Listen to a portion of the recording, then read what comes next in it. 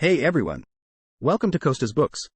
Today, I'm going to be talking about the book The Art of War by Sun Tzu. The first rule of Fight Club is that you don't talk about Fight Club. In much the same way, the first rule of The Art of War is that you don't talk about it.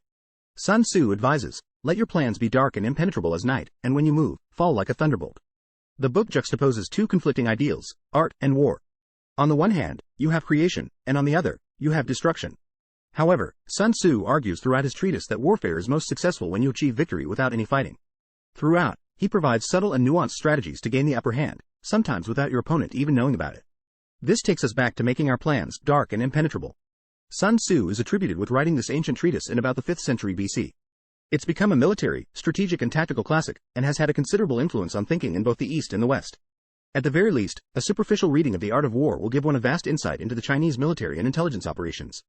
If you level this up, one can begin to relate these insights to modern warfare and become more informed on historical and contemporary global conflicts.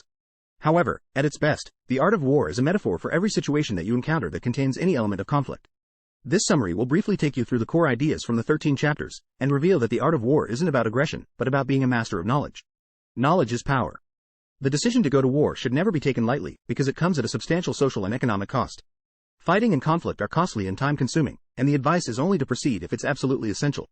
Sun Tzu advocates for non-violent strategies wherever possible, because war can completely destroy a country and leave its people in ruin. Therefore, only wage war if you're confident that you're prepared, and try to end the conflict as quickly as possible. However, if one must proceed with war, one needs to do a series of calculations based on moral law, heaven, earth, the commander, and finally method and discipline. If everyone has the same moral code, we will follow a cause because we believe in it. At an extreme end, one can see this in militant groups such as ISIS and Boko Haram. If we don't believe in what we're fighting for, or the project we're working on, there will be no motivation to put ourselves at risk. Heaven relates to factors such as night and day and the seasons. For example, many battles have been lost because of insufficient knowledge of extreme weather conditions. Earth accounts for the terrain on which you're fighting, and in contemporary times this can be extended to the internet and digital space. The commander is the person who upholds the values of the fight, and provides wisdom and guidance to everyone beneath them. If leadership is weak or ineffectual, then failure is imminent. Finally, discipline and method mean that everyone knows their role and works for the entire team's benefit. Once we've understood the 5 factors, we need to ask questions and do a set of calculations to determine our battle outcome. Begin by asking which side has more invested in their moral law. For example, if we look at a typical sporting scenario, we're often shown a coach motivating his team by telling them what they have to lose and gain by winning the game. Usually, the hungriest team, and the team with a greater sense of moral law, will end up victorious. Which side has the better leader? Which side has more favorable conditions in terms of weather and terrain? Again, if we look at a sporting event, the home advantage has a significant impact on giving one side the upper hand. Which side is more disciplined and more assertive? And finally, which side is better trained and consistent? Understanding the answers to these questions is pivotal in forecasting success or failure. Moreover, Sun Tzu says that all warfare is based on deception. The famous World War II adage, careless talk costs lives, applies here, because knowledge is power. The idea is to seem unprepared, pretend to be in a state of chaos, and ill-disciplined. Irritate your opponents, and in doing so, find out where their weaknesses are. Appear to be resting when you're training, and never let on that you're in a state of constant preparedness.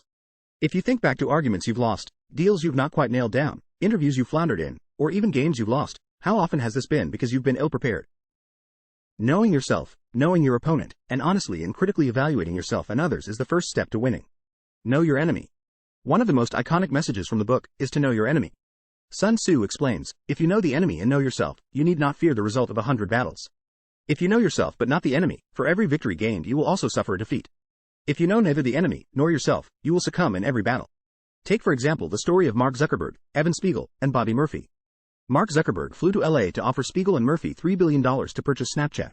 Spiegel and Murphy refused, and Zuckerberg pressed them for information. The story goes that Zuckerberg announced that he would be debuting a similar platform called Poke, and intimated that the weight of Facebook would crush them. Spiegel and Murphy didn't back down and stood their ground.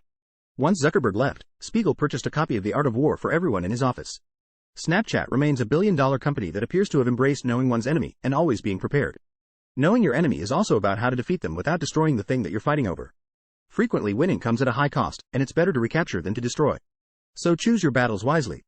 Know your battles. Have you heard the old proverb, softly softly catchy monkey? Battle and warfare are about waiting patiently for opportunities to arise. Often, we win because our opponent makes a mistake, so the idea is to defend until opportunity strikes. Sun Tzu says, security against defeat implies defensive tactics. Ability to defeat the enemy means taking the offensive. What's more, avoid the enemy's strengths and look for their weaknesses instead.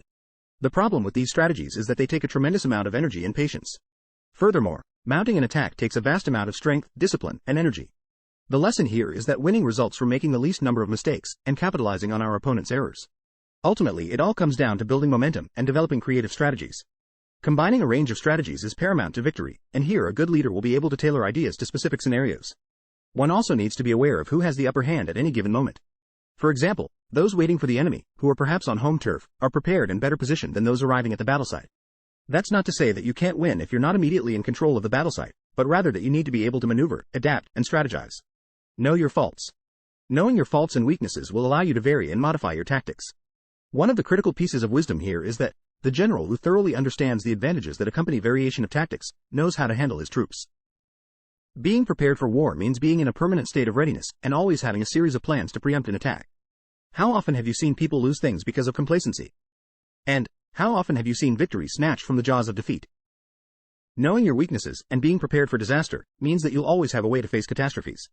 A good leader knows their weaknesses. According to Sun Tzu, there are 5 typical faults that leaders, or in this case, generals, display. These are recklessness, cowardice, being ill-tempered, being sensitive about their honor, and being too caring, which causes undue worry and concern. So next time you react to a situation, think about which of these attributes you're exhibiting. Know your terrain. You can't go into battle if you don't know where you're fighting. If we look at the classic example of the Vietnam War, this illustrates just how vital terrain can be. Not only did the Viet Cong have home advantage as it were, but they had extensive knowledge of how to use their surroundings to their benefit. Guerrilla warfare also allowed them to merge into their surroundings and become invisible to the enemy. Furthermore, by controlling the Ho Chi Minh Trail, they could control military supplies and personnel's movement. Having extensive knowledge about our environment allows us to act on the element of surprise, set up ambushes and traps, and strike when our enemies are complacent or caught off guard. Sun Tzu explains, when the enemy is close at hand and remains quiet, he is relying on the natural strength of his position. However, when your enemy is visible, look at their body language because what they're not saying is important. For example, if you see an enemy approach a water source and drink thirstily, the enemy camp may be short of water, or a long way from a stable water source. Furthermore, keep an eye out for insubordination and collapse by observing how your enemies interact with each other. A well-disciplined and well-led army act in unison and demonstrates no sign of discord. The advice is to treat your soldiers, workers, and so on, like your children. Sun Tzu explains that if you do this, they will follow you unquestioningly. However, if you treat them as your sons, they will stick with you until death. On the other hand, if you're an overindulgent leader, your soldiers will act like spoiled children, and they will feel entitled and not fulfill any sense of purpose. Being aware of the battle terrain and weather patterns is absolutely pivotal. Sun Tzu explains that, if you know the enemy and know yourself, your victory will not stand in doubt. If you know heaven and know earth, you may make your victory complete. Knowledge is people. Knowledge is power, but having foreknowledge is even more powerful. So, how does one set about learning information quicker than anyone else? For those familiar with Game of Thrones, you'll know how Littlefinger got his edge. He set up a vast network of trusted spies, and therefore had the superpower of foreknowledge, and could manipulate his enemies. The only way to obtain this type of knowledge is to use spies, and here Sun Tzu differentiates between local spies, inward spies, converted spies, doomed spies, and surviving spies. When one has a well-coordinated network of spies, this is referred to as a divine manipulation of the threads. And one should never underestimate its power. During World War II, the divine manipulation of the threads was commonplace. Did you know that the famous children's author Roald Dahl was a spy during the war? Dahl was sent to Washington, D.C. after being injured and was asked to feed information heard at prominent social events, back to British security coordination. Coordinating spies and embarking on espionage requires great subtlety. It's also worth remembering that the other side may also use spies. In which case, the advice is to coax them out of hiding with bribes so that they will be converted. In conclusion, Sun Tzu says that there are 5 ways to reach victory. The first is knowing when to fight and when not to fight. The second is that winning means understanding both inferior and superior forces. The third thing to remember is that the winning army will have a sense of purpose and a universal moral law to guide them. The fourth aspect is acting on the element of surprise and attacking when it's least expected. And finally, you'll win if you're guided by your unit and not by exterior forces such as the sovereign. Victory evolves, and once you achieve it, you need to keep how you reached it secret. Furthermore, you need to keep the enemy guessing because you'll never win the same way twice. In a world heavily guided by social media and the internet, it's worth taking a leaf out of Sun Tzu's book and focusing on the power of invisibility, unpredictability, surprise, and patience. Furthermore, winning relies on everyone agreeing on the same ethos or belief system and being committed to going to war for it. So before you go to war, make sure your team is invested in the same endgame. Most importantly, if you want to know your enemy and have the upper hand, don't tell them that you've read The Art of War. You can find the book at the link in the description. Thanks for watching, and I'll catch you in the next video.